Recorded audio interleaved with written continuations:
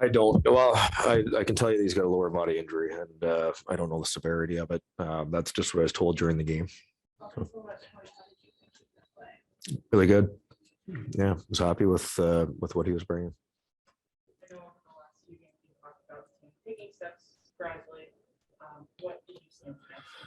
None of that.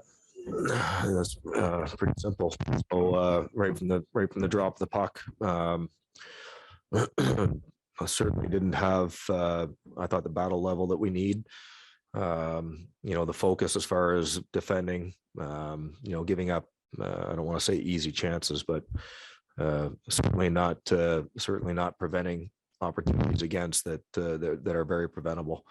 So we weren't ready to go, obviously, and that falls on me.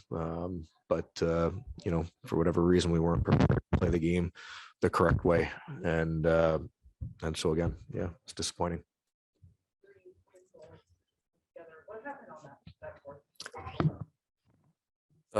Sorry, fourth one right now. Oh yeah, that's obviously a breakdown coming into our zone. We've been getting up a lot of rush goals against where we're in even man situations this year, and it seems to be a problem for us. I feel like gap could have been better tonight, certainly at certain times, but really that was an easy sort out, and we sort of have two guys duplicating on two different players, and obviously that leaves somebody who's coming in late behind wide open.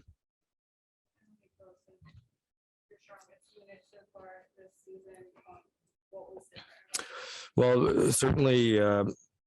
Well, number one, I thought that we were face-offs and we weren't getting clears. That's one big area. I thought that our forecheck wasn't a PK forecheck. Usually is an area where we make it hard to gain entry into our zone.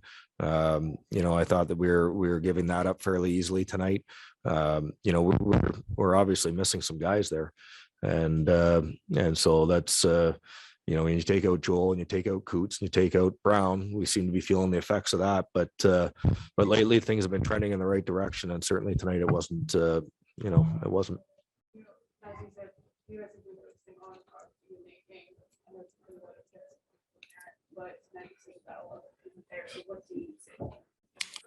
Well, it's again, this is what we're juggling right now. There's a fine line between trying to make sure you don't crush confidence that's not there, but at the same time, we can't accept less than good performances right now. We have guys out of the lineup. We need players to perform, and that's not talking about young players or old players. That's people that are wearing the Flyers jersey.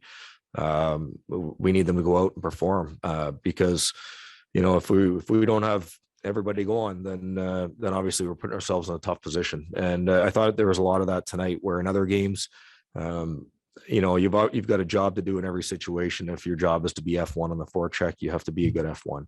If your job is to be a pressure guy in D zone coverage, then you have to do that really well. And if somebody's not doing their job, then it makes it really tough for everybody else to read off them. So we got to get back to that mindset. Last one.